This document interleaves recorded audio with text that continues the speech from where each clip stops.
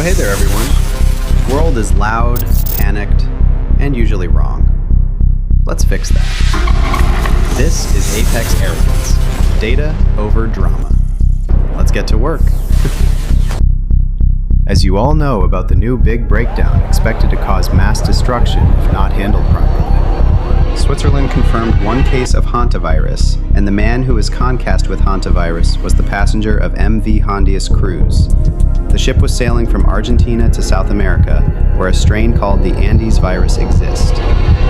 This is where it gets serious, because most Hantavirus don't transmit between human, but this specific strain can, in rare case, with a fatality rate of 30 to 40%, where South Africa have 2 cases.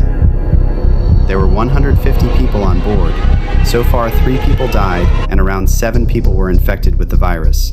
And 1 person with critical condition symptoms don't hit immediately either.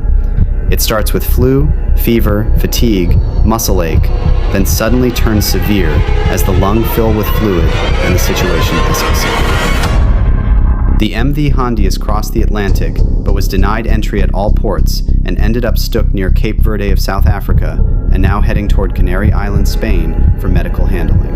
Most hantaviruses are biological dead ends. A rodent carries the virus, a human accidentally inhales contaminated particles, infection happens, and the transmission chain usually stops there.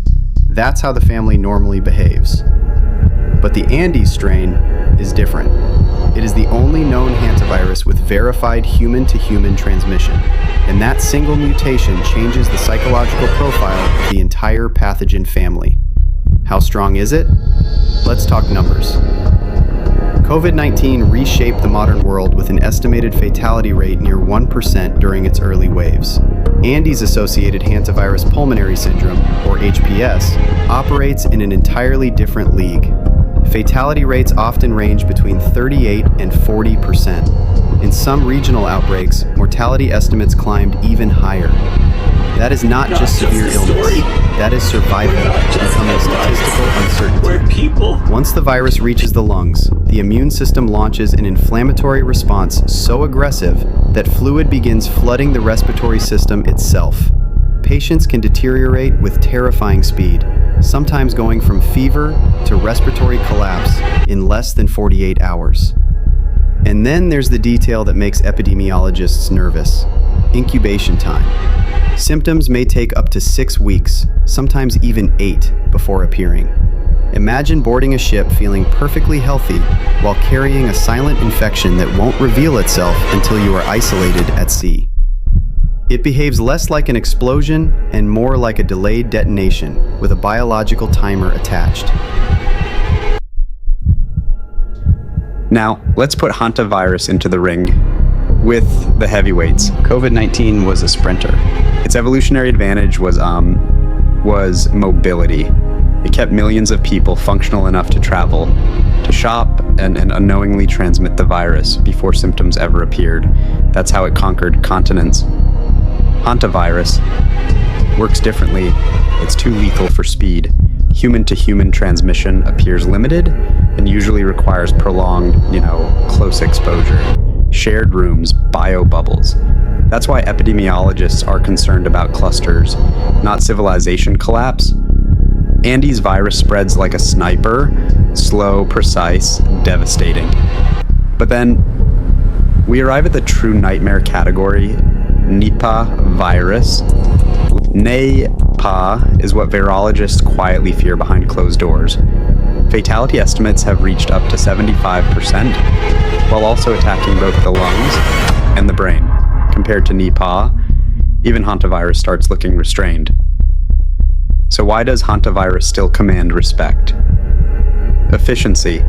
It targets the respiratory system with terrifying precision. But here's the truth the panic headlines won't tell you. A virus this lethal is unlikely to become the next COVID-scale pandemic.